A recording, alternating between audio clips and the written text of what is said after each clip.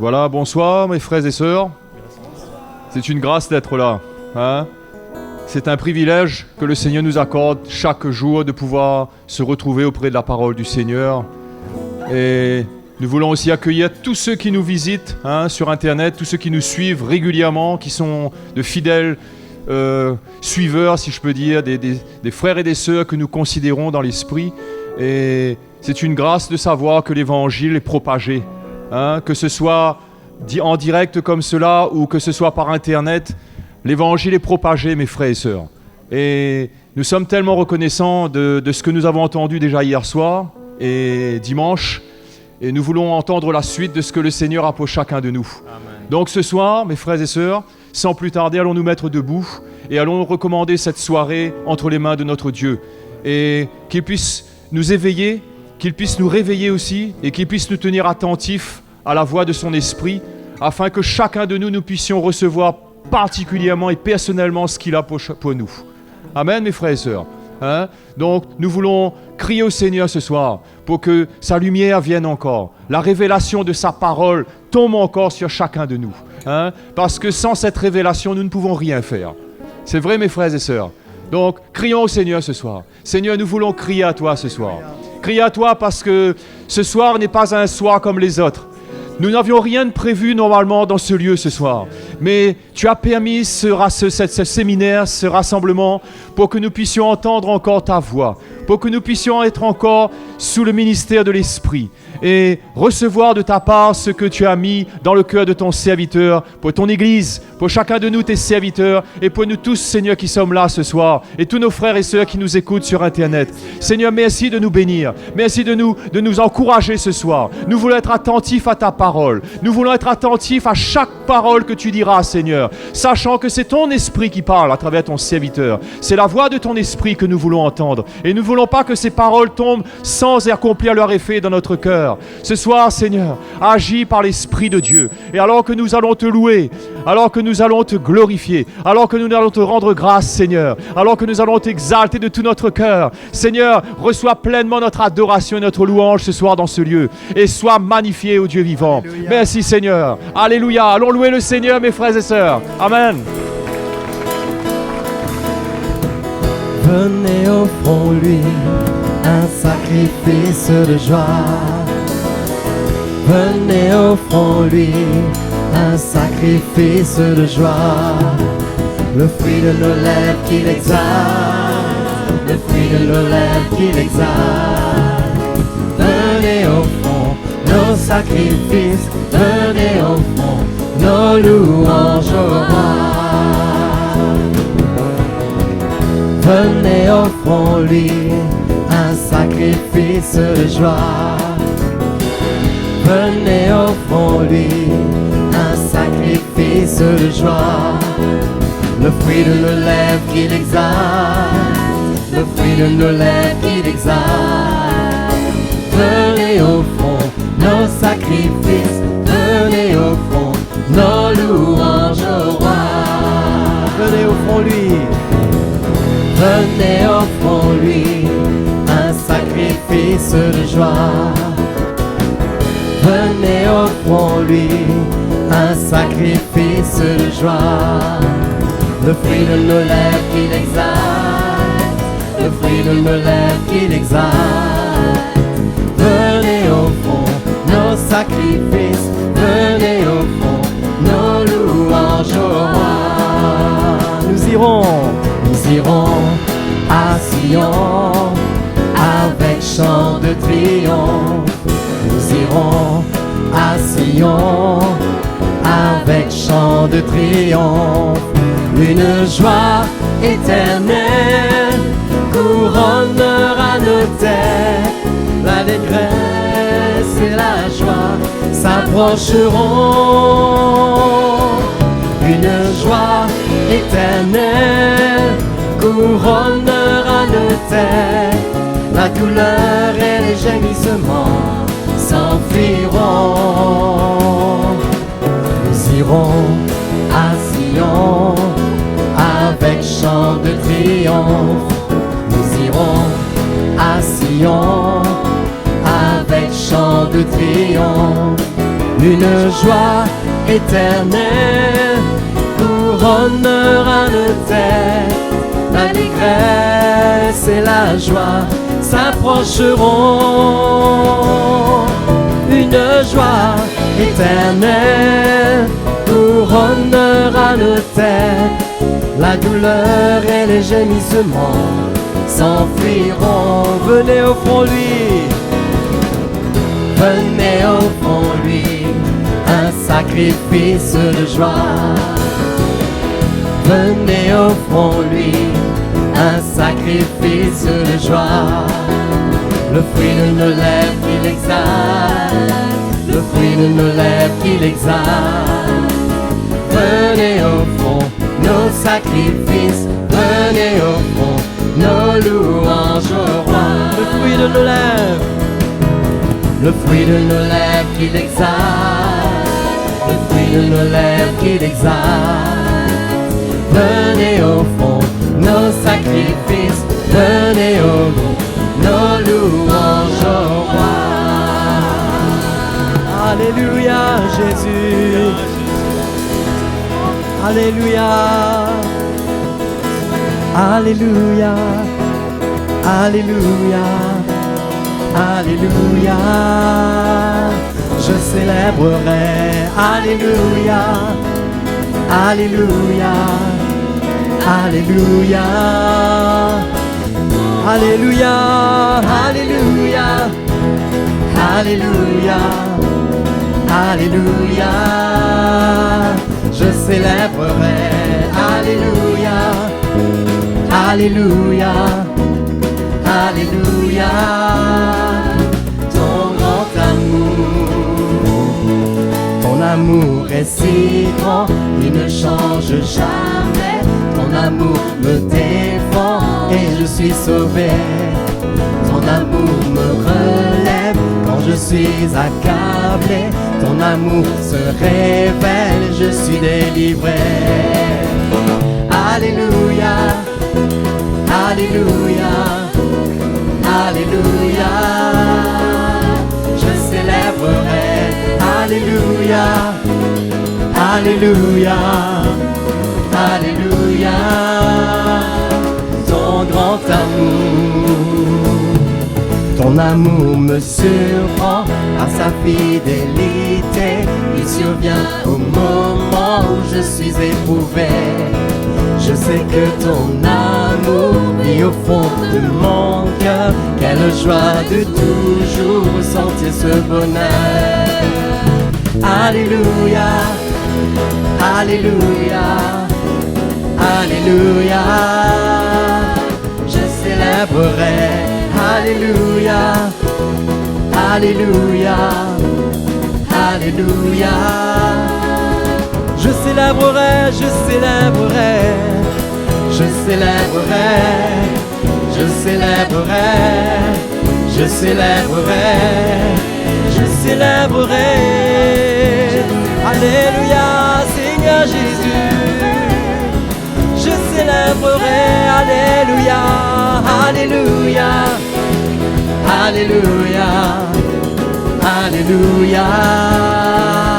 Je célébrerai, Alléluia, Alléluia, Alléluia, ton grand amour. Alléluia. Oui, je veux célébrer ton amour, Seigneur Jésus. Cet amour déversé à la croix pour moi, Seigneur. Oh Jésus, je te loue, je t'adore, mon Dieu.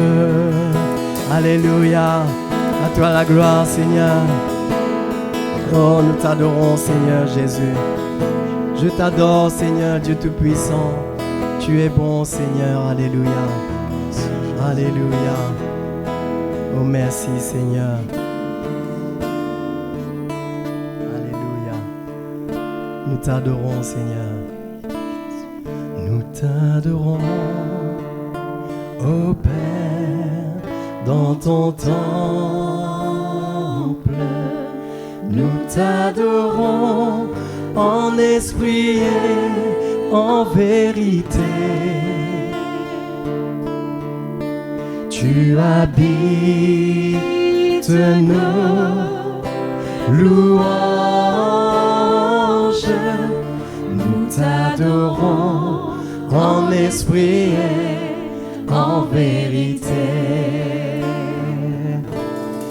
Nous t'adorons, ô Père, dans ton temple. Nous t'adorons en esprit et en vérité. Tu habites nos louanges. Nous t'adorons en esprit et en vérité. Car un jour près de toi vaut mieux que 1000 ailleurs. Je désire habiter dans ton temple, car un jour près de toi vaut mieux que 1000 ailleurs. Je désire habiter dans ta maison, Seigneur. Nous t'adorons, ô Père, dans ton temple. Nous t'adorons en esprit et en vérité. Tu habites nos louanges. Nous t'adorons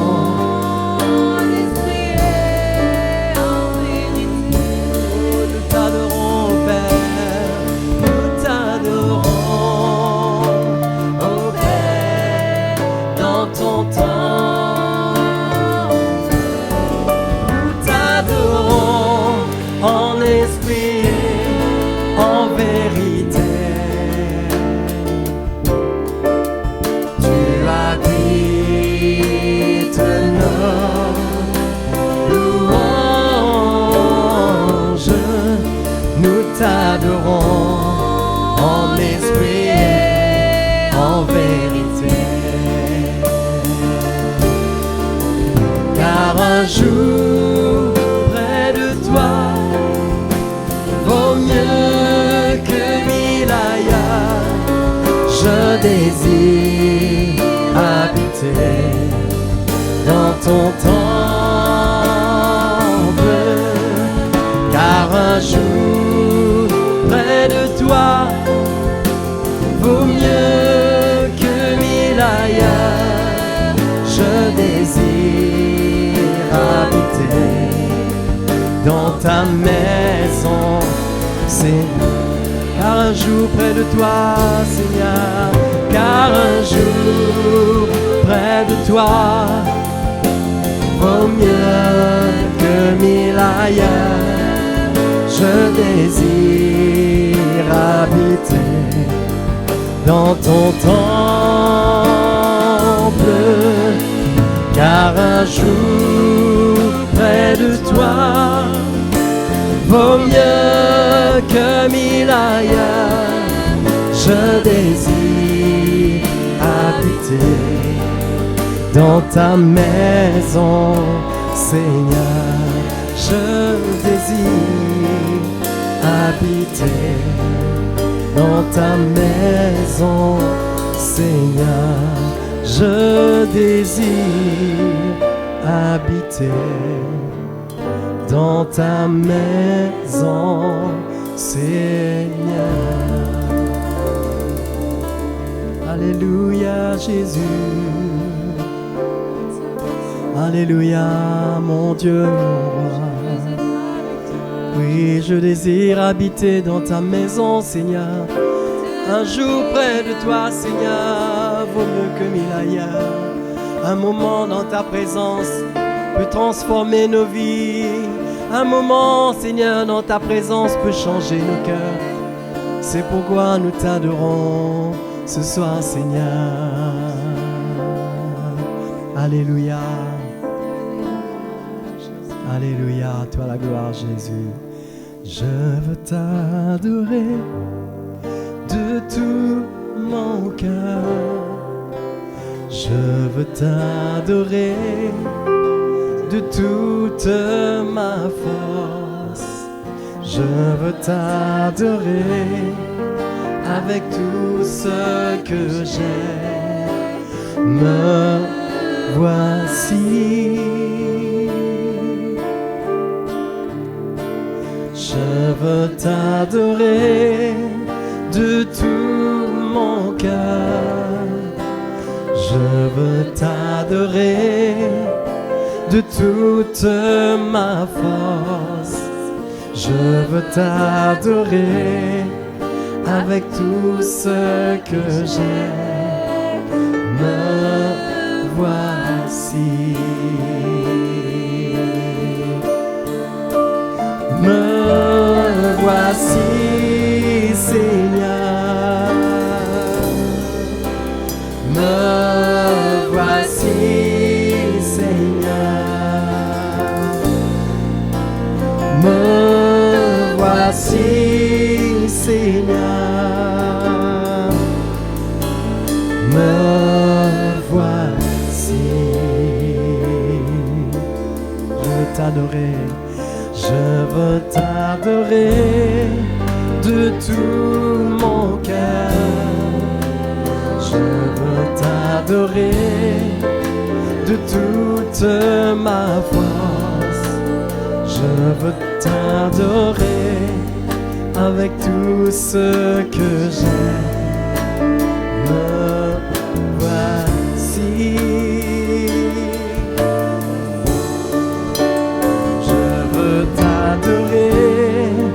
De tout mon cœur, je veux t'adorer de toute ma force.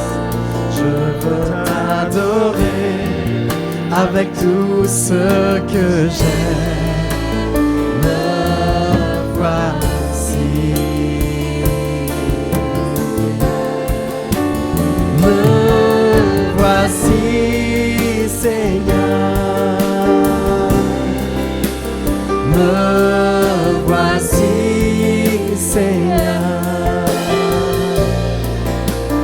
Me voici, Seigneur. Me voici. Me voici, Seigneur. Me voici, Seigneur. Me voici, Seigneur. Me voici. Je veux te servir ce soir, Seigneur Jésus. Je veux te servir de tout mon cœur. Je veux te servir de toute ma force. Je veux te servir avec tout ce que j'ai. Me voici. Je veux te servir de tout mon cœur. Je veux te servir de toute ma force. Je veux te servir avec ce que je suis. Me voici.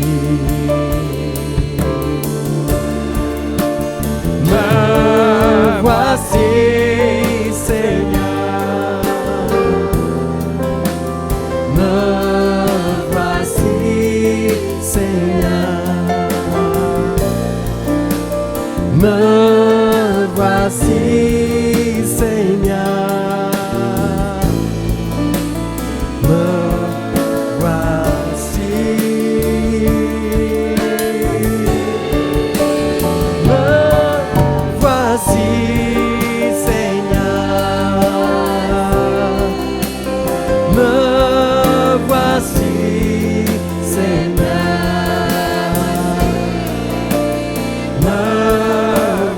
passer, Seigneur.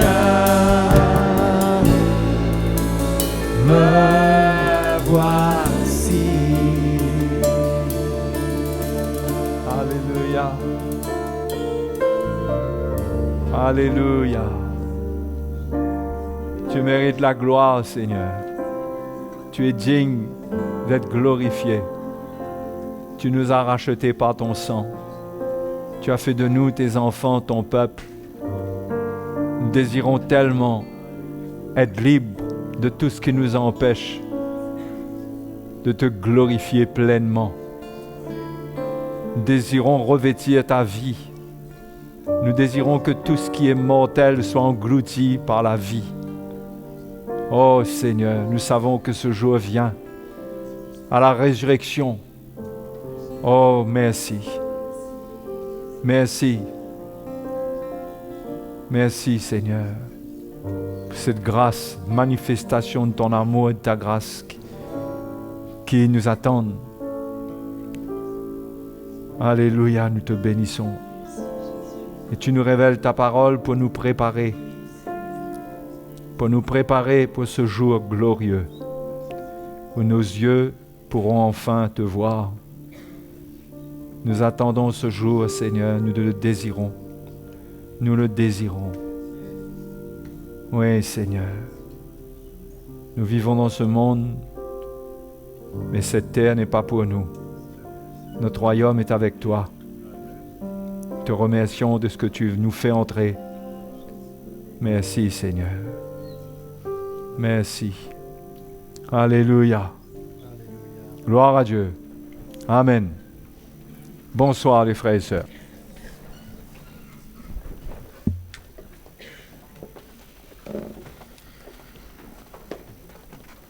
Nous voici donc à ce rendez-vous imprévu. Mais je rends gloire au Seigneur, vous êtes là, et je suis là, et nous sommes là.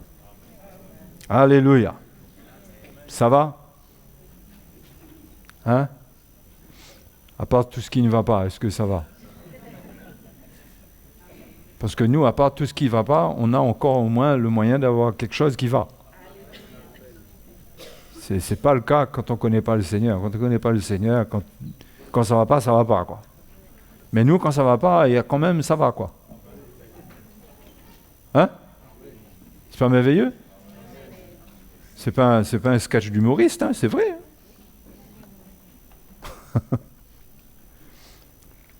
Donc, nous découvrons par l'Évangile, et nous voulons découvrir et comprendre la volonté de Dieu pour nous,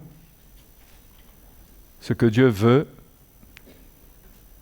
comment Dieu veut que nous vivions, quel est le plan qui est caché dans la mort et la résurrection de Jésus pour nous, parce que c'est un plan qui est caché à l'intelligence humaine et qui est révélé par le Saint-Esprit qui nous a été envoyé du ciel. On a été oints pour comprendre les choses d'en haut. Et Dieu nous fait grâce d'avoir le Saint-Esprit et d'avoir le ministère de l'Esprit, de la parole de Dieu, pour que nous puissions posséder une lumière que le monde peut déclarer comme folle, cette lumière. Mais nous savons que c'est la sagesse de Dieu. Et il faut la révélation, sinon nous-mêmes, nous pouvons trouver ça un peu fou, quoi. Il faut de la révélation. Donc, il vous faut prier pour que la révélation vienne, sorte du cœur des serviteurs de Dieu, et pour que la révélation rentre dans votre cœur. Parce que c'est une grande part de la manifestation de la grâce de Dieu. Dieu nous fait grâce en nous éclairant. L'apôtre Paul dit à Tite que sa grâce nous enseigne à renoncer à l'impiété. Sa grâce transmet quelque chose par l'Esprit.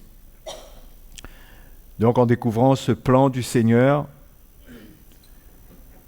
nous en sommes venus à voir, à découvrir que notre problème profond, c'est ce que Paul appelle le vieil homme. le vieil homme, c'est-à-dire la nature ancienne, celle qui a été donnée à l'homme par Adam, la nature adamique. Et c'est le problème. C'est pourquoi Jésus devait mourir pour crucifier le vieil homme, pour que le vieil homme meure. Il fallait que lui meure pour que le vieil homme meure. Pour que nous identifions avec lui dans sa mort,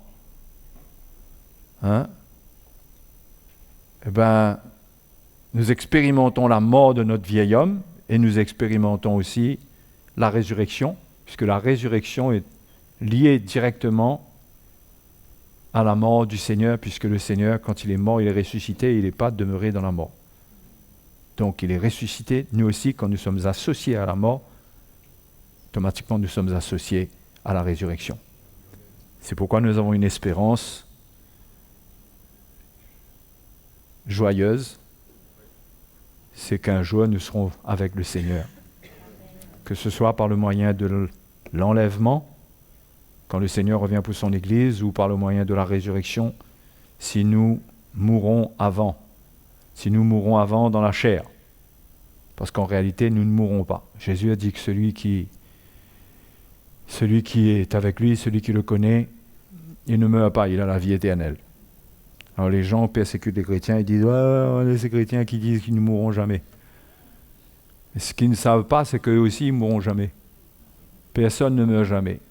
Mais nous ne serons plus dans la mort spirituelle séparée de Dieu, nous serons dans la vie éternelle avec le Seigneur. Alléluia. Et ça redonne de l'espoir et ça redonne courage. L'espérance, c'est là pour nous redonner du courage. Parce que le travail de Dieu, l'œuvre de Dieu, l'opposition à l'œuvre de Dieu, c'est pas toujours facile à affronter, mais nous avons cette espérance dans notre cœur. Que nous aurons part non seulement aux souffrances actuelles, mais à la gloire à venir, qui n'est rien comparé à cette souffrance, ces moments que nous avons ici-bas. Le prix que nous payons, nous, ici-bas, n'est rien par rapport à ce qui a été acquis par le prix de la mort de Jésus. Le prix, les choses qui nous ont été acquises par la mort de Jésus sont infiniment supérieures au prix que nous payons, pas pour notre salut, parce que nous ne pouvons pas payer notre salut, mais au prix que nous payons par notre persévérance. C'est rien. C'est tellement rien que c'est comme si vous vous présentez chez un concessionnaire de grosses voitures avec 2 €, quoi. Venez acheter une grosse voiture avec 2 €. C'est aussi ridicule que ça. On peut rien acheter. Ce qui nous est donné est tellement merveilleux, on ne peut pas le payer. C'est pourquoi on doit être reconnaissant. Alléluia. Et là encore, c'est encore notre vieil homme qui nous empêche d'être reconnaissants lorsque nous l'abritons en lieu sûr en nous-mêmes, lorsque nous le laissons vivre, lorsque nous sommes redevables à la chair et nous obéissons à ce que la chair demande. La chair, c'est ce dont se revêt le vieil homme. Quand la chair demande, si on obéit, on s'habille de vêtements de mort, de deuil. Ça va nous fatiguer. Si on veut être heureux, joyeux, bien dans notre cœur avec la vie du Seigneur, nous devons faire quelque chose avec le vieil homme et ça a commencé. Puisque ça a commencé, la guerre a été déclarée dans le baptême. Quand on a pris notre baptême, c'était une déclaration de guerre au vieil homme.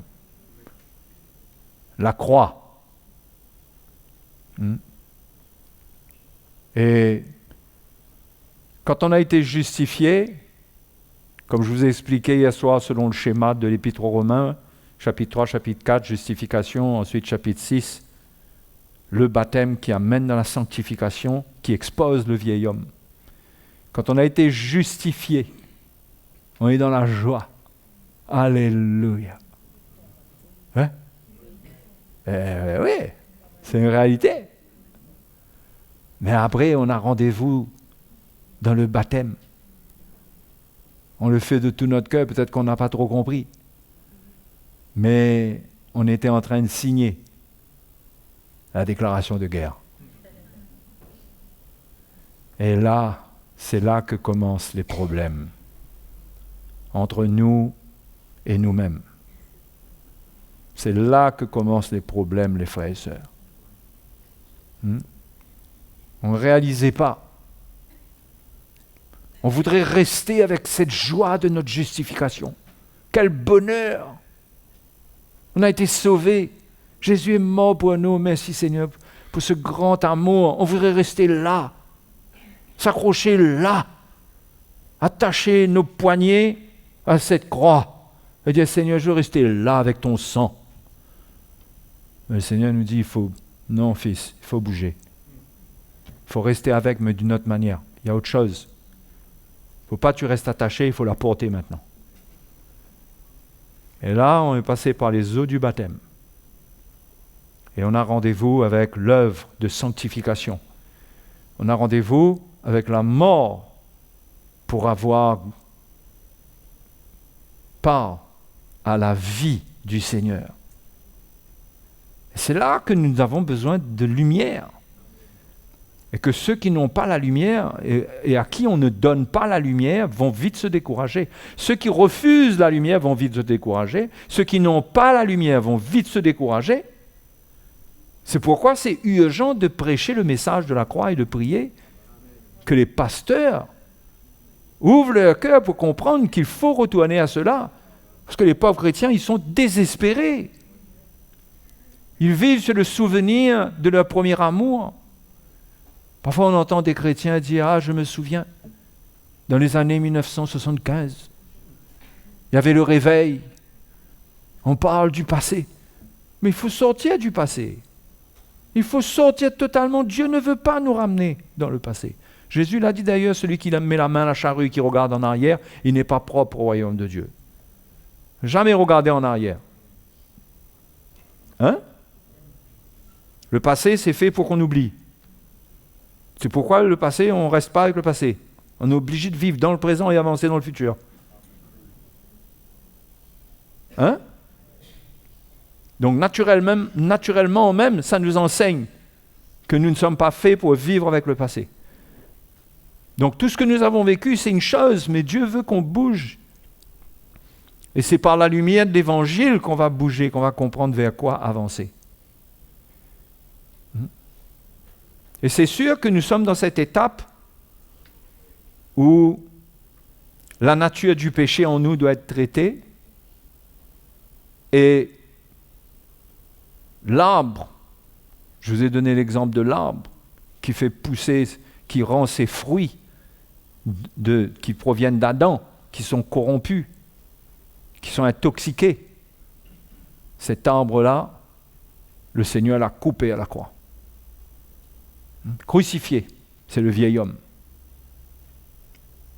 Notre vieil homme, c'est nous-mêmes. Et Paul l'expose dans ses lettres.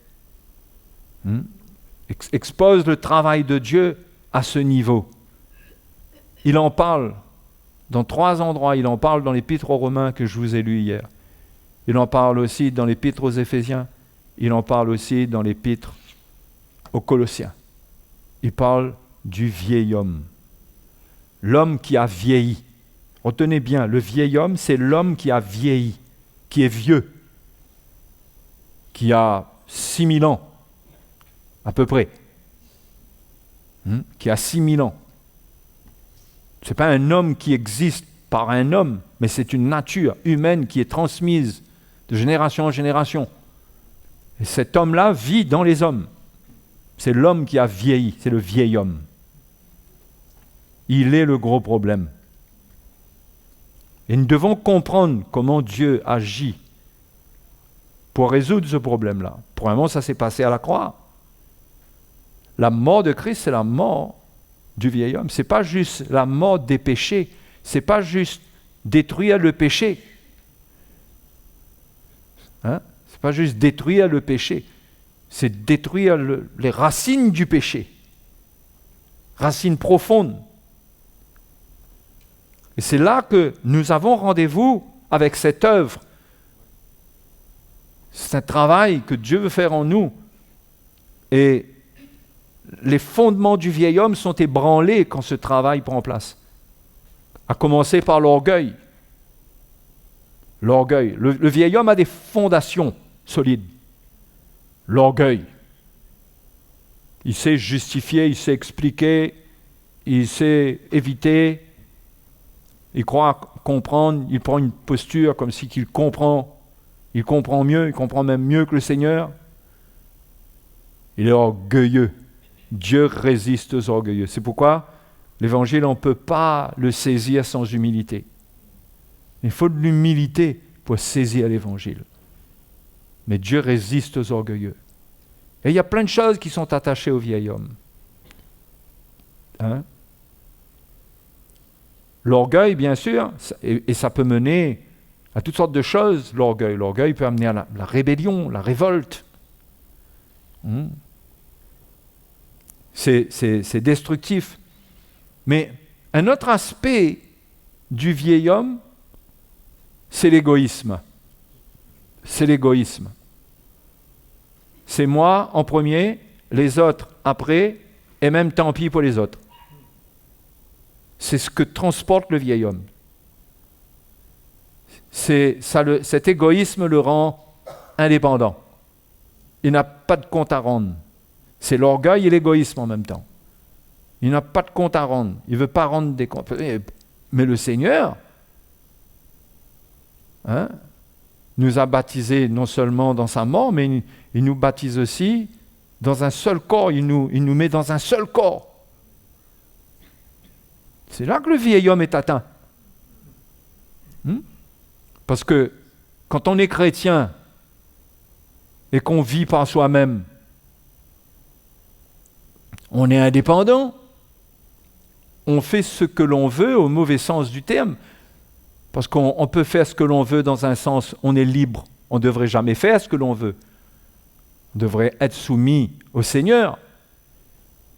Mais non seulement on peut être indépendant de Dieu et faire des choses et croire que Dieu, il est d'accord avec tout. C'est de l'orgueil, c'est ce que Jacques dit. Certains disent ils vont aller trafiquer dans telle ville, ils vont aller gagner. Ils passeront une année. Mais Jacques dit, mais homme aux pensées orgueilleuses, vous devriez dire si Dieu veut. Si Dieu veut. Donc l'homme peut être indépendant, se comporter comme si qu'il n'est même pas dépendant de Dieu. La dépendance qu'il fait paraître de Dieu est fausse, parce que c'est une foi qui a recours à Dieu pour faire ses caprices. Vous comprenez ? Ce n'est pas une foi qui fait que j'ai une foi pour me soumettre à Dieu. C'est presque j'ai la foi pour que Dieu se soumette à moi. Comprenez la vilainie de la chose ? Mais si Dieu le veut.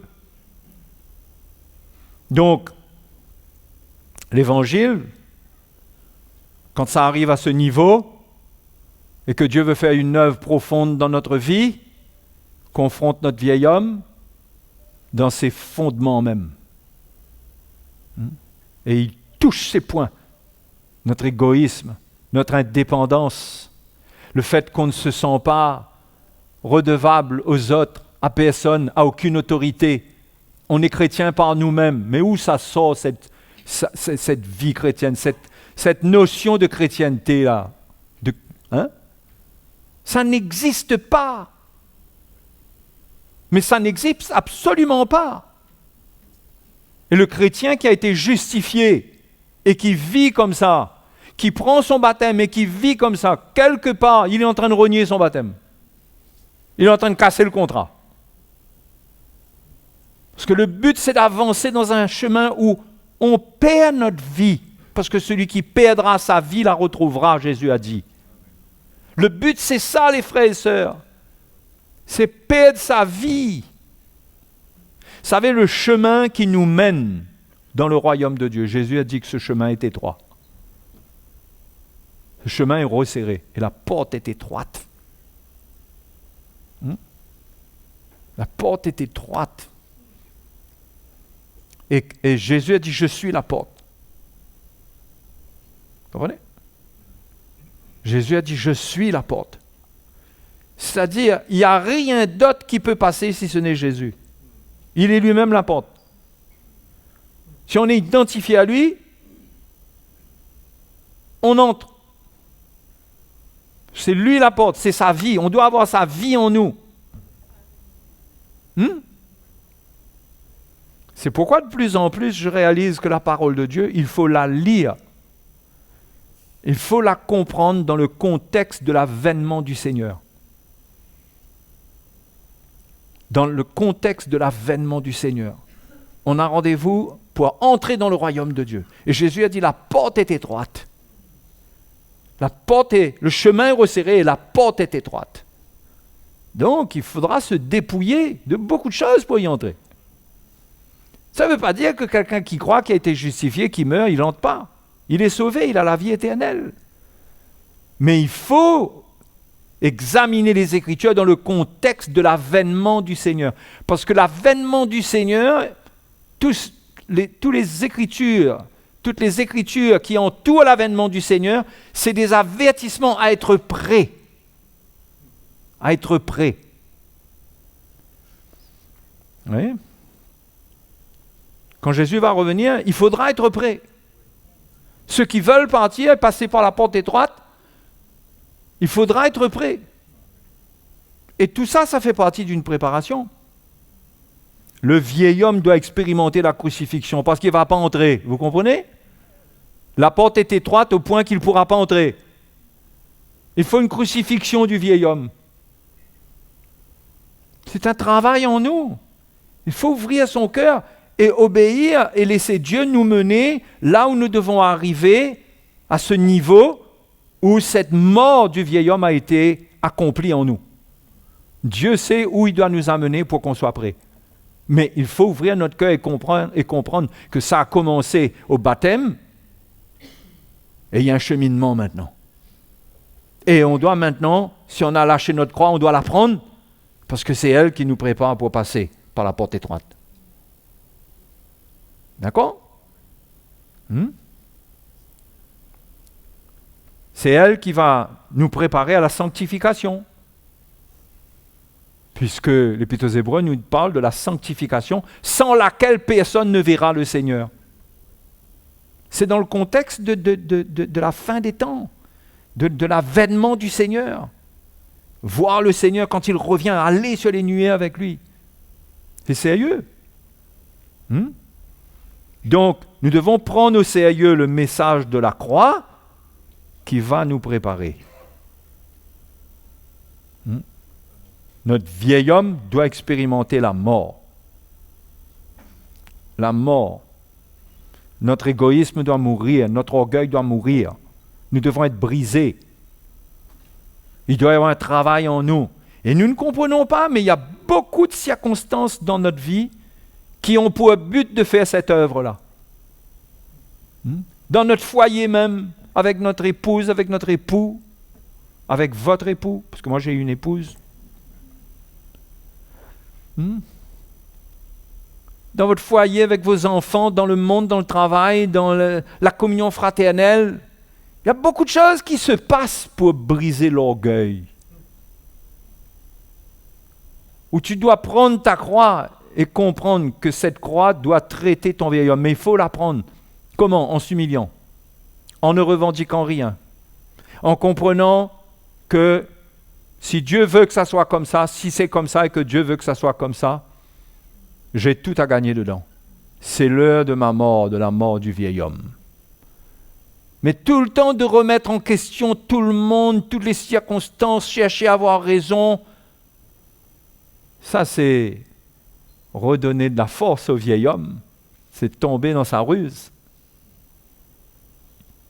Parce qu'il ne veut pas mourir, il veut avoir raison. Vous comprenez?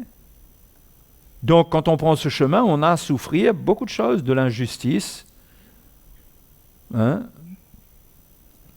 On aura à apprendre à fermer notre bouche, à se taire. C'est dur, mais on aura à apprendre à rectifier nos attitudes. Parce que la porte est étroite. Ces attitudes-là, il faut qu'elles meurent, parce qu'elles ne vont pas passer, elles ne vont pas me permettre de passer. Il faut que ça meure. Quand Jésus revient là, il revient prendre une église sans tache, irrépréhensible.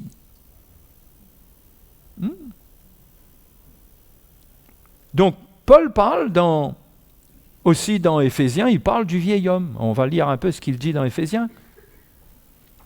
Amen. OK?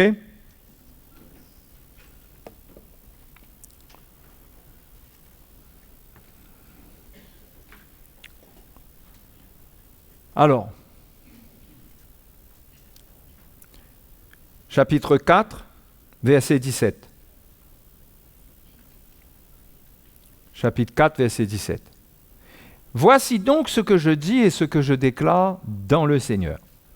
Vous ne devez plus marcher comme les païens. C'est normal, les païens, c'est que le vieil homme, quoi. C'est que la vieille nature, en plus, qui vit dans le péché, qui marche dans les ténèbres, qui marche selon la vanité de leurs pensées. Ils ont l'intelligence obscurcie. Ils sont étrangers à la vie de Dieu. Les païens, à cause de l'ignorance qui est en eux, à cause de l'endurcissement de leur cœur. Vous voyez dans quel état on peut se retrouver? Pourquoi Paul avertit cela ici? Si on recommence à marcher comme les païens, on va nous aussi avoir une intelligence obscurcie, se retrouver à nouveau étrangers à la vie de Dieu, avoir une ignorance en nous, perdre la lumière et posséder un cœur endurci. C'est pourquoi Paul avertit dans ce sens. Il ne le dit pas juste comme ça, comme une leçon de science. Il le dit pour nous parce qu'il nous faut prendre garde. Verset 19 dit « Ayant perdu tout sentiment, ils se sont livrés au dérèglement pour commettre toute espèce d'impureté jointe à la cupidité. Mais vous, ce n'est pas ainsi que vous avez appris Christ, si du moins vous l'avez entendu, et si conformément à la vérité qui est en Jésus, c'est en lui que vous avez été instruits à vous dépouiller par rapport à votre vie passée, à vous dépouiller de quoi? Du vieil homme qui se corrompt par les convoitises trompeuses. Vous noterez que Paul dit, c'est en lui que vous avez été instruits à vous dépouiller. Ce qui veut dire que cela ne s'est pas passé à la justification comme ça doit se passer au fur et à mesure de notre vie. Il y a un dépouillement qui provient d'une instruction. Donc ça veut dire qu'il y a un temps où la vérité vient, où l'évangile vient, on est instruit à le faire. Ce qui veut dire que ça concerne notre vie actuellement, après qu'on a commencé à être justifié, on est instruit à le faire. Donc c'est quelque chose qui doit nous accompagner tous les jours, tout le temps. Nous instruire à nous dépouiller par rapport à notre vie passée du vieil homme. Parce que le vieil homme transporte la vie passée. C'est le vieil homme. Et on a vu la dernière fois que si quelqu'un est en Christ, il est une nouvelle créature, les choses anciennes sont passées. Voici, toutes choses sont devenues nouvelles. Donc il n'y a pas de place dans la vie chrétienne, quand je dis pas de place, dans l'idéal, dans la perfection de la vie chrétienne, pour le vieil homme. On ne le retrouvera pas quand on sera à la résurrection avec le Seigneur. On sera totalement revêtu de Christ, l'homme nouveau.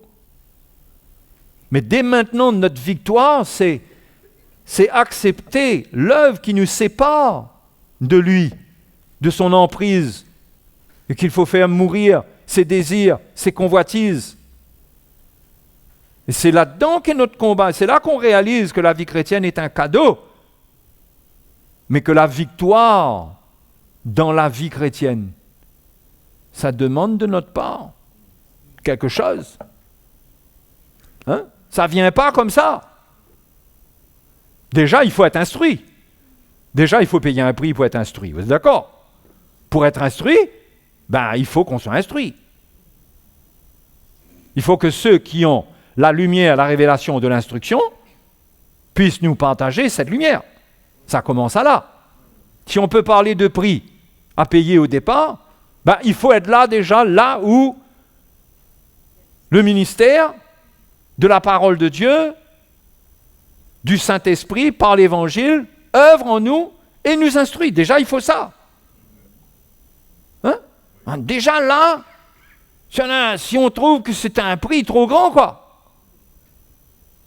C'est un prix trop élevé d'être tout le temps là. Mais c'est rien du tout. C'est même pas 1 centime sur le prix qui est affiché sur l'étiquette. C'est rien, ça c'est pour être instruit, c'est même pas le prix, c'est pour être instruit. C'est pas le prix qu'on paye pour la victoire. Mais allons dire qu'il y a un prix, mais c'est vu comme un prix déjà. C'est un prix de se déplacer pour venir écouter l'évangile. Quel prix? Oh, le Seigneur, il voit que je paye un prix. Tu n'as pas commencé à payer le prix. Tu es allé voir qu'est-ce qu'il y a dans le prix. C'est différent.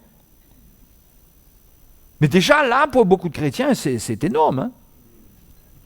Être fidèle à l'Église. S'il y a un ministre de l'Évangile qui nous visite, d'être là, de faire notre planning, notre agenda. Hein? On fait tout pour être là, parce qu'on réalise que là, c'est pas n'importe qui. On est là, on a besoin d'être instruit, parce que j'ai besoin de l'instruction. Mais déjà, avec ça, on peut être très léger. Oui, on est libre, on n'est pas sous la loi. On n'est pas sous la loi. Comment notre nature, notre vieil homme, notre nature, cette nature-là, elle utilise même la parole de Dieu pour se protéger. Après, il ne faut pas croire, quand je fais la distinction entre le vieil homme, nous, c'est pas pour nous donner un prétexte, c'est pour dire c'est la faute au vieil homme, et que nous, c'est pas nous, ça c'est le vieil homme. Frère, tu sais, le vieil homme là, sérieux? Hein? Le vieil homme, c'est toi-même. Si tu marches après le vieil homme, c'est toi. Il n'y a pas de distinction. D'un point de vue de l'instruction, on distingue les deux, mais dans le vécu, si tu fais ce qu'il te demande, c'est toi qui fais. Il devient toi. Tu comprends? Ton vieil homme devient toi-même. Donc, déjà, on doit être instruit. Instruit à nous dépouiller. Voilà l'instruction qu'on doit principalement rechercher. Oh, j'espère que ce soir, il y aura un message pour m'instruire à me dépouiller. Qui c'est qui a déjà envisagé ça comme ça? Hein? Ou bien, Seigneur, je prie pour les frères, pour qu'ils m'instruisent à me dépouiller. Hein? Non, souvent on n'est pas intéressé avec ça. On manque de la lumière de l'Évangile ou bien on l'ignore. Hein? On veut être encouragé. Ah, j'ai besoin d'être encouragé. Ah, ce soir j'ai été encouragé. Oui, mais qu'est-ce que tu as fait avec ton vieil homme? Qu'est-ce que tu as fait avec ce morceau-là? Il faut l'instruction pour t'en dépouiller. Ah, mais ce soir j'ai été encouragé. Super! Bien sûr, le Seigneur nous encourage. Gloire à Dieu. Mais vous avez remarqué que souvent on est encouragé et quand on retourne, on est pareil? Parce qu'on a besoin de prendre au sérieux la croix pour le vieil homme. Christ a crucifié le vieil homme. On doit réaliser comment l'Évangile doit confronter notre volonté. Vous savez, le point central, c'est ça. C'est la volonté de l'homme, sa volonté. Hein? L'homme veut faire sa volonté. Vous avez remarqué la tentation de Jésus lorsqu'il va à la croix, à Gethsémani, dans le jardin? Il dit, Seigneur, s'il est possible que cette coupe s'éloigne de moi, parce que cette coupe de souffrance allait faire mourir le vieil homme. C'était horrible. Pour lui, c'était vraiment la mort de la mort. Mais il dit, non pas ma volonté, mais la tienne. Hein? La volonté. C'est ça. Quand un chrétien arrive à soumettre sa vie à la volonté de Dieu vraiment, là, son vieil homme est mal parti, là. Là, il est mal parti, là. Quand quelqu'un a la lumière que sa vie, c'est pas pour vivre selon sa volonté. C'est pour cela que le diable utilise la liberté pour que le chrétien se défende avec la liberté pour dire qu'il peut faire ce qu'il veut. Vous voyez comment c'est délicat cette affaire-là? Hein? Mais Dieu a donné à l'homme la liberté, il ne lui prend pas sa liberté. Et quand Jésus est venu mourir, il a dit, ma vie, on ne la prend pas, je la donne. Dieu ne veut pas prendre, ça ne serait même plus un sacrifice. Ça serait à la limite, je dis à la limite, ça serait un crime. Tuer son fils. Le Père n'a pas tué son fils. Il n'a jamais tué personne. Il n'a pas tué son fils. Son fils s'est donné à la mort. C'est ça le sacrifice. C'est pourquoi il faut la liberté. Dans la liberté, vous choisissez. Vous choisissez. Et la Bible dit la lettre tue. Parce que la lettre, elle exige le sacrifice de votre vie. Elle agit, elle tue. La lettre tue. Mais l'évangile est un évangile qui donne la vie parce que l'évangile rend libre et tu donnes ta vie. Et quand tu donnes ta vie, Dieu te donne la vie. Donc le point de la liberté, c'est un point central, stratégique de la vie chrétienne. Parce qu'on est vraiment libre, mais on est libre de la loi. Et on est libre de faire ce qu'on veut. Oui, toujours, on reste libre. Mais plus on avance et qu'on goûte à l'œuvre de Dieu, on est comme cet esclave de l'Ancien Testament, quand arrive le moment pour qu'il soit libre, il dit non, je ne veux pas être libre parce que j'aime mon maître. Et on choisit de ne pas être libre, mais d'être soumis à notre maître. Mais quand arrive le moment, il faut qu'il soit relâché. Hein. Ça, c'est une image de la liberté. Parce que Dieu veut que l'homme soit libre. Quand quelqu'un se vendait comme esclave parce qu'à cause de ses dettes ou quoi que ce soit, il y avait un temps où il était vendu pour payer les dettes. Hein? Mais il y a eu un temps quand c'est fini, quand arrivait surtout le jubilé, eh bien, il fallait le relâcher. Mais lui, il pouvait dire, non, j'aime mon maître. Il choisit de rester avec son maître. Donc il reste avec sa femme, ses enfants. On est libre. L'évangile nous libère. On est libre. Mais qu'est-ce qu'on va faire avec notre liberté? Hein? Qu'est-ce qu'on va faire avec ça? Et ça c'est crucial. Ce qu'on va faire avec notre liberté.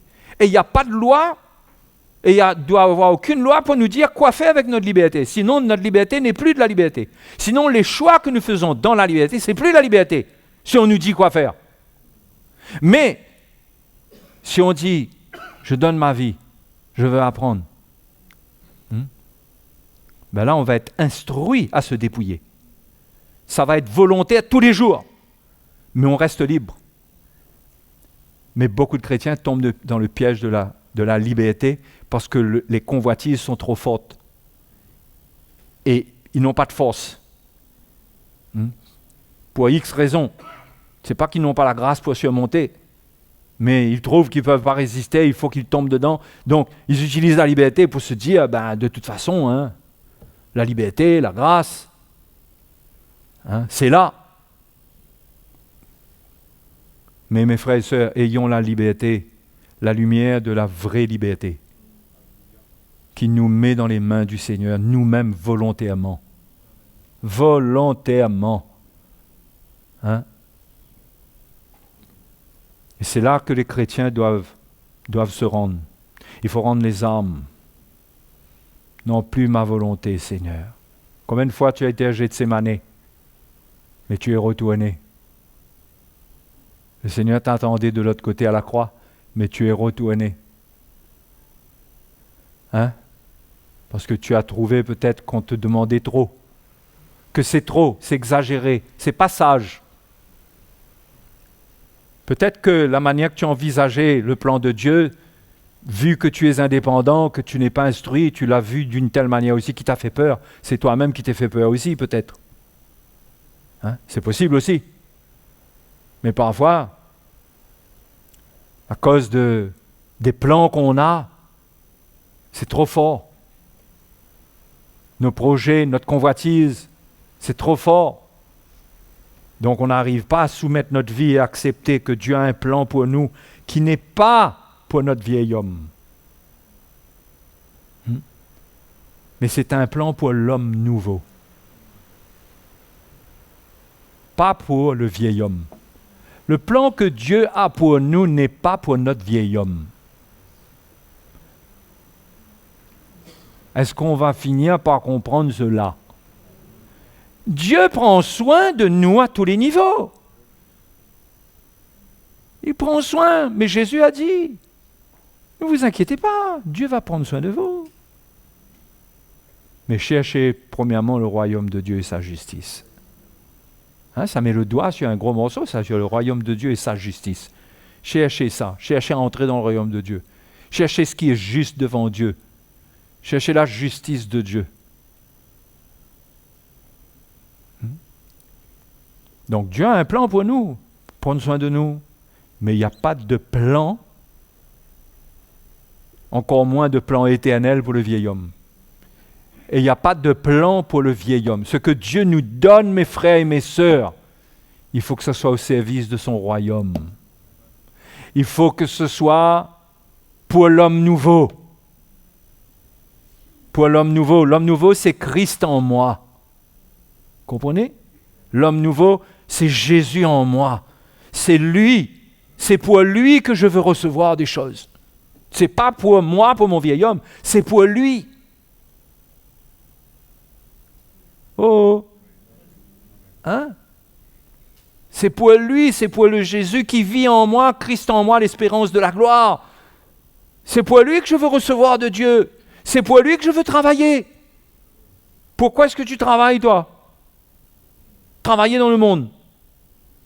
Quel est le but? Que tu aies un travail. C'est pour lui. Et oui. Ah bon, mais comment ça? Comment ça? Là, c'est quoi ça? Là, j'achèterai mon argent, là, finalement, là. Non. Non.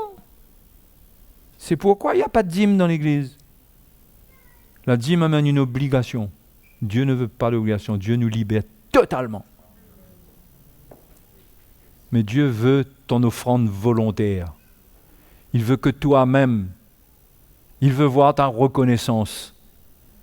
À toi d'avoir la lumière et de te dépouiller. Vous voyez l'argent là, les frères et les sœurs, la cupidité, c'est le moyen de revêtir le vieil homme. Donc pour qui on travaille? Pour qui on a de l'argent? Pour qui on gagne de l'argent si on gagne? Et c'est pareil, si on ne gagne pas trop d'argent, c'est pour qui? Tout ça, c'est pour le Seigneur même. Il faut que ça soit pour le Seigneur, c'est parce que Dieu le veut. Donc là, tout le monde est content. Celui qui en a et celui qui n'a pas. Parce que c'est pour le Seigneur qu'il vit. Il ne vit pas pour ces choses-là. Sinon, il est frustré. Ça veut dire qu'il faudrait qu'il possède plus. Il dépend de la quantité pour être heureux. Mais celui qui ne vit pas pour ces choses-là, il a, ok, il n'a pas, c'est ok, il apprend. Parce que là où il y a le plan de Dieu, il y a la grâce de Dieu pour vivre heureux, même dans le manquement. Allez lire l'histoire de l'église de la Macédoine. La Bible dit de leur joie débordante, dans leur pauvreté profonde et leur joie débordante. Ils ont donné au-delà de leurs moyens. Selon leurs moyens et au-delà même. Extraordinaire, hein? C'était des pauvres, mais ils avaient une joie débordante. Où ils tiraient ça? Où ils tiraient ça? Ils avaient compris l'évangile. L'évangile, c'est pas alléluia, gloire à Dieu, Jésus est mort pour moi, je suis sauvé. Allez, bye bye les gars, hein, on se revoit là-haut. Hein. Non, l'évangile, c'était pas ça. L'évangile, c'est qu'ils avaient été sauvés, ils étaient là pour lui. Il voulait qu'ils vivent au travers d'eux. Il voulait ça. Ils s'édifiaient dans cette pensée. Les païens ne peuvent pas vivre cela, c'est pourquoi ils sont étrangers à la vie de Dieu. Ils ont l'intelligence obscurcie. Ils n'ont pas la lumière du plan de Dieu. Ils ne peuvent pas. Mais nous sommes nés de nouveau. Nous pouvons comprendre ces choses. Et nous avons été associés avec Jésus dans sa mort pour hériter la vie. Quand nous mourrons, la vie vient. La vie vient. C'est sûr. La vie suit la mort aussi sûr que le soleil se lève quand la nuit est finie. Sûr. Et nous avons besoin d'avoir la foi pour ça, pour accepter la mort du vieil homme afin de vivre la vie de l'homme nouveau. C'est pourquoi Paul dit au verset 23, il dit à être renouvelé dans l'esprit de votre intelligence et à revêtir l'homme nouveau, créé selon Dieu dans une justice et une sainteté que produit la vérité. Vous voyez, la vérité produit ça. La sainteté et la justice. Il faut que c'est la vérité qui vous donne ça, qui vous instruit. Comment vous dépouiller pour avoir cette sainteté et cette justice-là. Mais il parle de revêtir l'homme nouveau. On doit revêtir l'homme nouveau, les frères et sœurs. Comment on revêt l'homme nouveau? Quand on vit pour lui. Quand notre vie, on respire pour lui.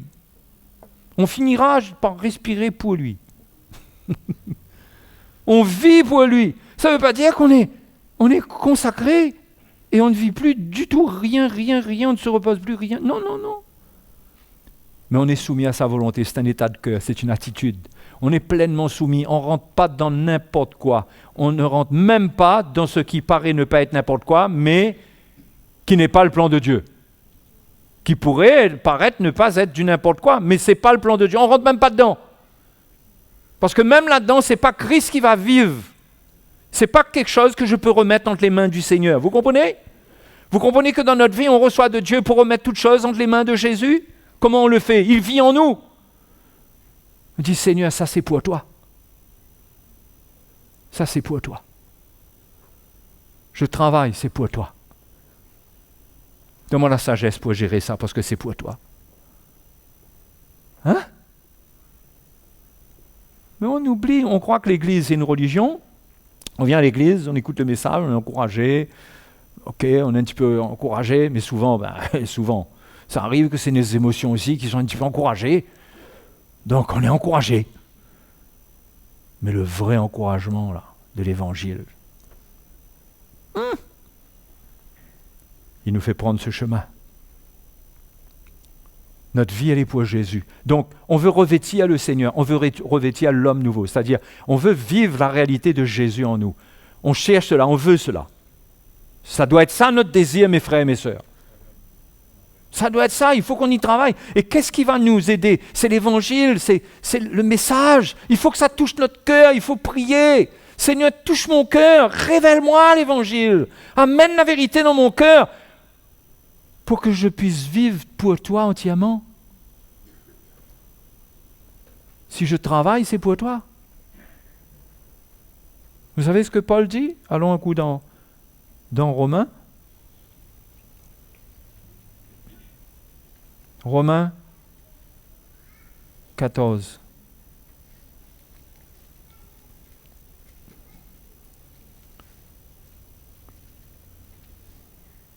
Verset 7. Verset 7. Romains 14, verset 7.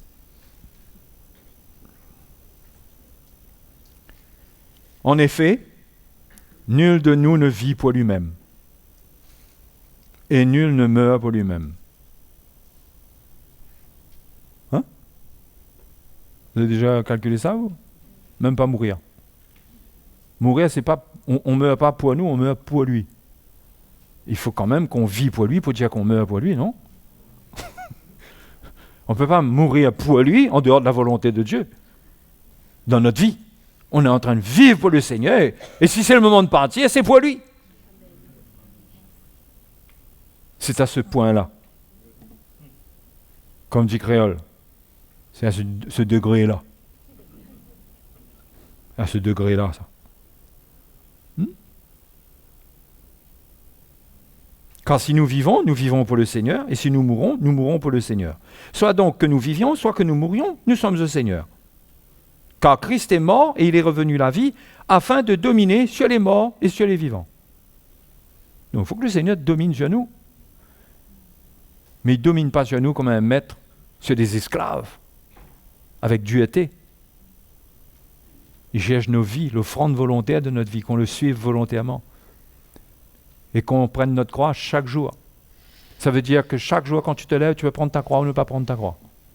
Quand la Bible dit qu'il faut, pour le suivre, il faut prendre ta croix chaque jour, ça veut dire que chaque jour, quand tu te lèves, tu es libre.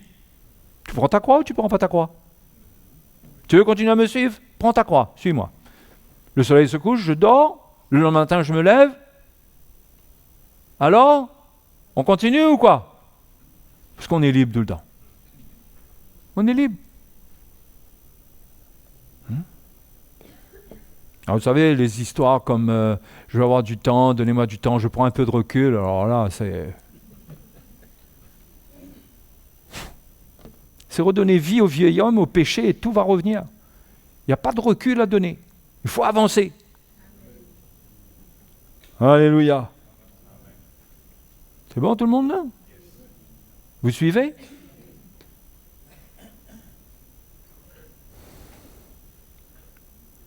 Donc il faut revêtir l'homme nouveau. Si je me marie, normalement un chrétien qui se marie, il se marie pour qui? Pour lui-même? Il a pris son baptême? Il se marie pour qui?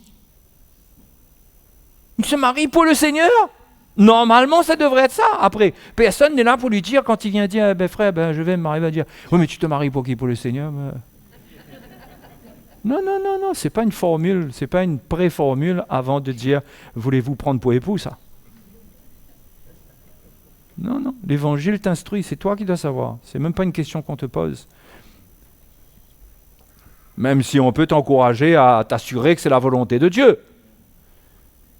Mais quand on est amoureux, c'est toujours la volonté de Dieu. Hein? Tous ceux qui sont amoureux, ils ont la paix. Vous leur demandez, tu es en paix? Ah oui, frère, je suis en paix. C'est normal, il est en paix. Il a plus que de la paix. Il ne dort pas avec ce truc qui boue dans son cœur.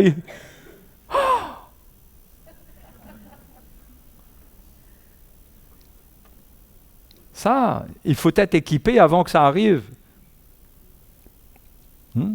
Avant que ce petit monsieur ou cette petite dame débarque et qu'il commence à cligner les yeux, l'autre commence à cligner les yeux comme ça là. Il faut déjà, derrière tes yeux, il y a un esprit qui est éclairé. Sinon, les deux, là, ils font de flash, prendre photo l'un de l'autre.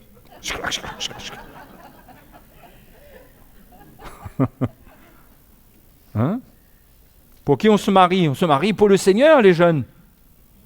On ne se marie pas juste pour se marier, pour avoir une madame. Le frère se marie parce qu'il faut une compagne, il se marie. Après, quelques temps après, il divorce. Parce que Dieu a un meilleur plan. Il s'est trompé. Dieu est un Dieu de grâce. Dieu connaît mon cœur. Dieu connaît mon cœur. Vous voyez dans quoi on bouge? C'est le vieil homme, c'est la corruption. Et Paul dit, le vieil homme qui se corrompt par les convoitises trompeuses. Et il dit, à être renouvelé dans l'esprit de votre intelligence, c'est-à-dire, apprenez, soyez instruits, que votre pensée soit renouvelée, que vous ne vous laissiez pas attraper par le plan de l'ennemi. Il faut que ça soit le plan de Dieu. Il faut qu'il y ait une prière. Il faut aller pour tous ces rendez-vous importants là. Il faut monter dans le jardin de Gethsémane. Avoir une prière jusqu'à ce qu'il y ait des grumeaux de sang. Mais dire, Seigneur, si c'est possible, mais pas ma volonté. Pas ma volonté. Sinon, on fonce dans la chair. Et quand on obéit, ce qu'on prend, on le revêt. Ça nous aide à revêtir la vie. Parce que quand on remet les choses entre les mains du Seigneur, en nous, vous comprenez ce que je suis en train de dire là? les mains du Seigneur en nous. C'est la vie de Christ en nous, c'est l'homme nouveau. On vit pour le Seigneur. Quand notre vie, c'est pour lui, eh bien, il vit en nous. C'est pourquoi Paul dit, j'ai été crucifié avec Christ, ce n'est plus moi qui vis, c'est lui qui vit en moi. Là, c'est plus moi qui vis, c'est lui qui vit. Comment il vit? Il vit parce que ma vie, tout ce qui comprend ma vie, c'est pour lui. C'est pour lui. Donc, quand c'est pour lui, il vit avec les choses que je lui donne pour le servir. Je le sers, je veux me marier, c'est pour lui. Tout est pour lui. Et là, c'est l'homme nouveau qui se réveille en moi, là. Hein? Et Dieu m'équipe. Il y a quelque chose de bon, là, qui se passe, là, à la base. Parce que je revais l'homme nouveau.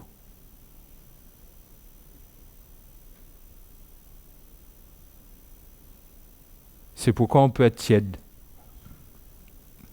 C'est pourquoi on a perdu notre premier amour. Parce que quand on a goûté à la justification et à l'amour de Jésus quand on était perdu, vous vous souvenez, vous? On était prêt à tout donner au Seigneur. Tout. Tout, on donnait tout. Je veux dire, il y avait une attitude en nous qui était vraie. Je veux vivre pour toi, Seigneur, je t'aime, je veux te suivre. Wow. Mais si on n'est pas instruit, il y en a un qui est encore là, lui. Il attend l'occasion, comme un voleur. C'est pourquoi aller chercher un chrétien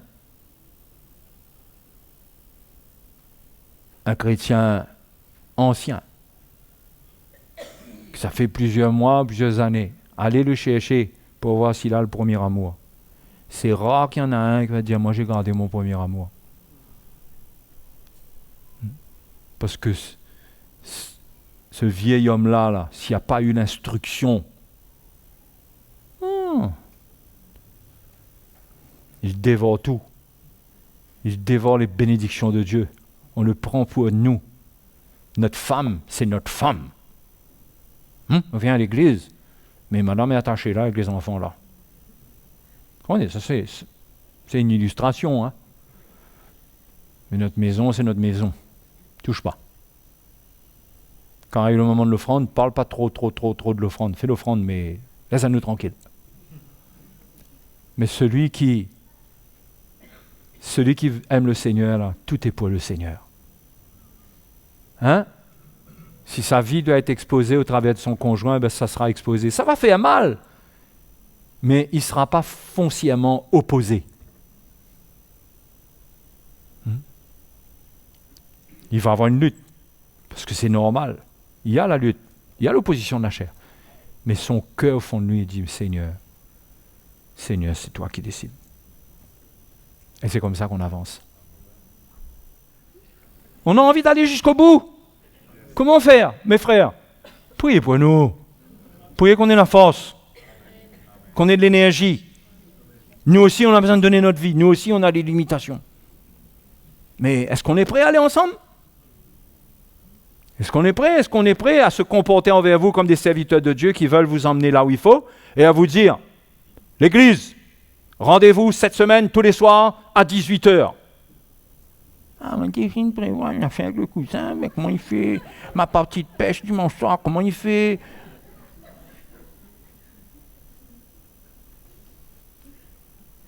Tu oublies tout. Ton âme a besoin d'être nourrie. Mais là, ce n'est pas ce que je vais déclarer ce soir. Demain soir, vous serez tranquille. Prenez garde à votre vieil homme quand vous êtes tranquille. Mais on verra. Dans les temps qui viennent, soyez disposés votre cœur. Parce que vous allez rater. Vous allez rater des épisodes. Hein? Parce que nous, on va faire ce que le Seigneur met dans notre cœur. Moi, hier soir, quand je ressens dans mon cœur, je dis, je causais avec les frères pour voir leurs sentiments, pour voir si ça correspond. Je dis, il faut revenir. Ah ben, on n'hésite pas. Hein? Ah, il y a beaucoup de choses qu'on ne va pas hésiter. Hein? Ça ne sera pas facile pour nous aussi. Il faut prier pour nous. Mais il y a un chemin à prendre pour vous instruire. Et vous croyez que ça se limite à la prédication?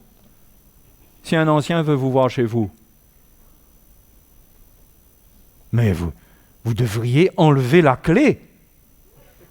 J'ai la porte de peur que la porte est fermée, vous avez enlevé la clé et vous avez perdu la clé. De peur de ça, vous enlevez la clé, vous ouvrez.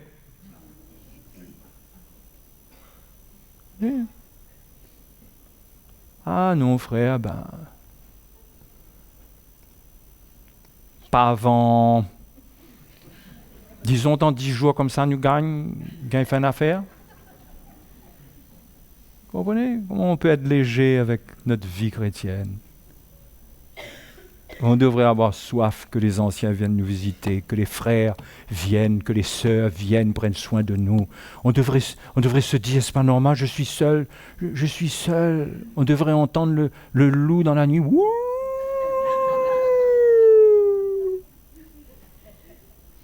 On devrait entendre dire, je suis trop seul. Allô? Je suis trop seul. Ça devrait être ça dans notre cœur. Être ouvert, avoir soif de communion, parce que l'instruction continue là-dedans, c'est pas juste là. Amen. Qu'en dites-vous? Pourquoi je vous ai dit, et je termine, on va être rassuré ou on va être réveillé? Hein? Parce qu'être rassuré, avoir un petit message d'encouragement, mais être réveillé, ça coûte. Hein? Vous connaissez qu'on casse le sommeil, ce vieil homme-là. Il n'aime pas ça, lui. Hein? Mais pourtant, même endormi, il faudra venir avec. Il va venir. Ouais, on va vous réveiller. Parce que la Bible dit, réveille-toi, toi qui dors. On va faire confiance au Seigneur et on va se réveiller tous. Et on va travailler à notre salut. Le vrai salut, pas ce genre de salut, cet arrangement de mélange de traditions, de pensées humaines, notre manière, mélange de liberté, loi, la grâce, tout ce mélange, la paresse, la grâce, on ne sait plus tellement à un certain moment, c'est quoi, tout ce mélange. Nous, on prie pour avoir un évangile qui démélange tout. Et qui nous dit maintenant, voici la vie, voilà la mort. Tu choisis quoi? Parce que tu as toujours le choix. Amen. OK? Il faut être prêt à être bousculé. Il faut être prêt à se remettre en question. Il faut être prêt à suivre. On est comme des soldats. Quand le clairon somme la nuit, là, on n'insulte pas le sergent. On se lève et on court au contraire, on prend notre fusil, notre vêtement, tout, on se lève, les bottes, tout. Et si on est un peu en retard, on prend 2 gifles et on accepte encore. Ça ne va pas se passer au milieu de nous, hein? Vous comprenez l'état d'esprit? Un chrétien réveillé. Allez, réveillez-vous, allons nous mettre debout. Allons prier. Hein, on veut faire partie d'une église glorieuse ou bien d'une église elle va se lever quand les tempêtes, c'est avant, quand la trompette va retentir, on sera là. Hein? Mais quoi la fait là? Réveillé. Celui qui est réveillé, quand il dort, un coup de trompette, il est debout, ses yeux, tout de suite, c'est comme ça. Tremble même pas. Ah oui, le soldat là, la nuit là, hein? Il y a des soldats ici? Quand on donne l'alerte là, se lève un coup, les yeux s'ouvrent un coup. On n'a plus le temps de bailler. D'un coup, fusil, garde à vous. On est parti. Il faut se réveiller. Amen. Alléluia. Jésus est merveilleux. Jésus veut nous amener là où il faut. Ah, gloire à Dieu. Gloire à Dieu. Le Seigneur va nous instruire, les frères et sœurs. Hein? Vous savez, le Seigneur va nous instruire. C'est lui qui va nous instruire. Quelle grâce! Hein? Alléluia. Merci, Seigneur. Gloire à Jésus. Gloire à Dieu. Mon Dieu, mon Seigneur, Jésus. Je veux le revêtir. Je veux sa vie. Je veux son cœur.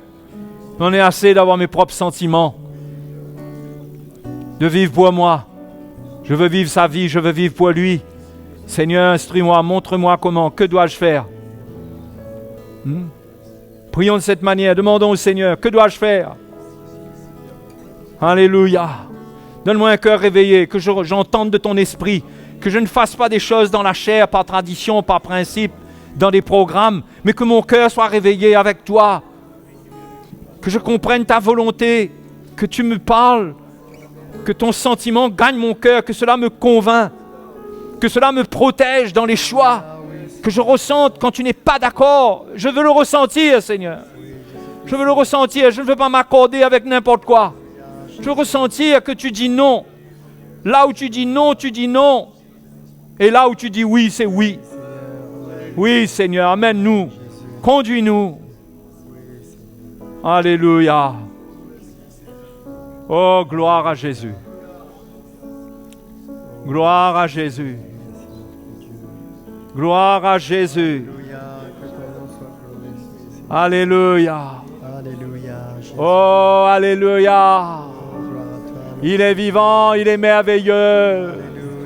Il est merveilleux. Il veut vivre sa vie en moi, en nous, chacun de nous. Laissons-le vivre sa vie. Quel bonheur, sa gloire va briller, sa lumière va être vue, son cœur va être ressenti. Il va toucher des vies, il va guérir des gens au travers de nous. Il va parler à des cœurs, il va restaurer des foyers. Il va faire des choses glorieuses par sa vie de résurrection. Laissons-le vivre en nous. Que ce ne soit plus moi qui vive, mais qu'il vive en moi. Alléluia. Alléluia. Nous l'adorons. Qui est comparable à lui? Le Seigneur de gloire, c'est lui. Oh, alléluia. Alléluia. Jésus. Jésus. Oh, nous t'adorons. Alléluia. Merci pour la croix, Seigneur, où tu as donné ta vie. Tu as porté mes péchés dans ton amour. Ta grâce s'est révélée. Merci pour ton amour.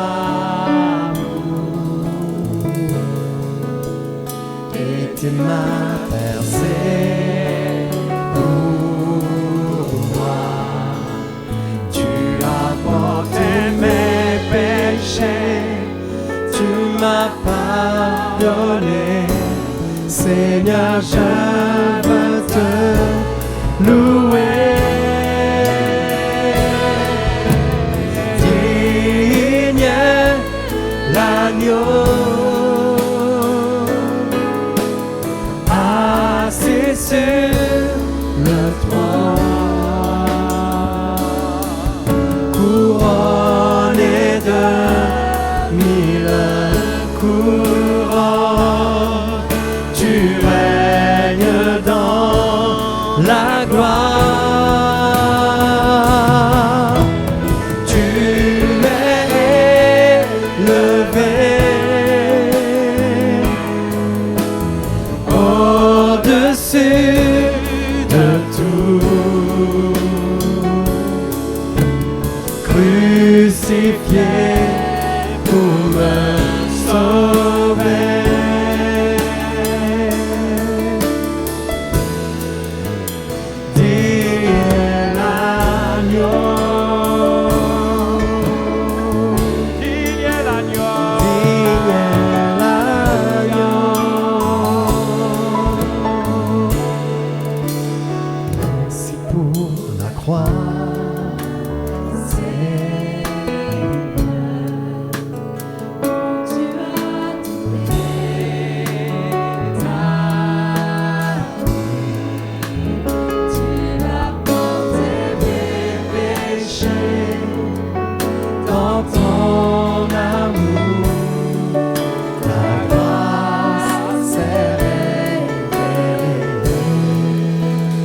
Merci pour ton amour Oh, merci. et tes mains percées pour moi. Tu as porté mes péchés, tu m'as pardonné. Seigneur, je veux te louer. Digne est l'agneau assis sur le trône, couronné de 1000 couronnes. Tu règnes dans la gloire. Tu es élevé au-dessus de tout, crucifié pour me sauver.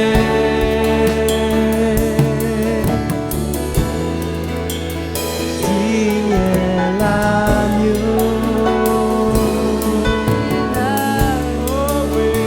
digne est l'agneau,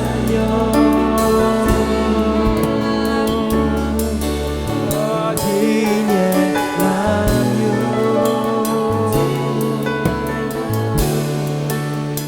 digne est l'agneau. Alléluia. Alléluia, merci Seigneur. Merci pour ta grâce. Merci, ce n'est que par ta grâce. C'est toi qui bâtis ton Église. C'est toi qui bâtis ton Église. C'est toi, Seigneur. Oh Seigneur, merci pour ta parole. Merci pour l'Évangile. Merci pour la révélation de l'Évangile qui prend nos cœurs. Seigneur, nous sommes reconnaissants. Cela vient de toi. Quand tu es à l'œuvre, tu nous vois. Tu as un plan pour chacune de nos vies. Tu veux nous faire vivre cette réalité de l'Évangile, ce message de la croix que nous entendons depuis des années. Mais tu veux le révéler encore plus puissamment maintenant. Et tu veux nous voir être zélés pour cela. Et c'est là que tu vas nous restaurer totalement. Oui, Seigneur. Que ton nom soit glorifié. Merci pour ta grâce. Merci pour ta grâce. Alléluia, merci Seigneur. Alléluia. Oh, gloire à Jésus. Alléluia. Gloire à Dieu. Gloire à Dieu. Que Jésus vive de plus en plus au travers de nous. Si ce n'est pas ça, c'est taxé d'hypocrisie. C'est la religion. Faut que le cœur du Seigneur soit entendu, soit ressenti. Mais il faut qu'on soit construit. Il faut inclure dans notre vie chrétienne l'instruction, la réprimande, apprendre. La réprimande, c'est savoir que ce qu'on est en train de faire ou dire, vivre, n'est pas du Seigneur. Qu'on est éclairé par des gens qui peuvent nous parler. Et on ne fuit pas. Et on apprend. Et on grandit. Il faut inclure tout cela dans notre marche. Si on organise notre vie chrétienne à notre manière, on n'ira pas loin. Les frères et les sœurs, on n'ira pas loin si on organise notre vie chrétienne à notre manière. Il faut que le Seigneur nous conduise, qu'on sait qu'il marche devant nous et qu'il vit en nous. Et qu'est-ce qu'il y aurait de plus merveilleux que Jésus vivant en nous? Vous savez, c'est facile d'avoir un langage de dire, moi, Jésus est en moi, Jésus vit en moi. Mais quand tu es en train de crier sur ton mari ou sur ta femme. C'est Jésus qui vit en toi, là. C'est pas pour ça que Jésus ne vit pas en toi, mais ça, c'est bon, cela. Il faut condamner ça. Il faut reconnaître que non, on ne peut pas continuer. Après, si on vit comme ça, on ne peut pas dire Jésus, on va dire Adam vient en moi. C'est ça la réalité.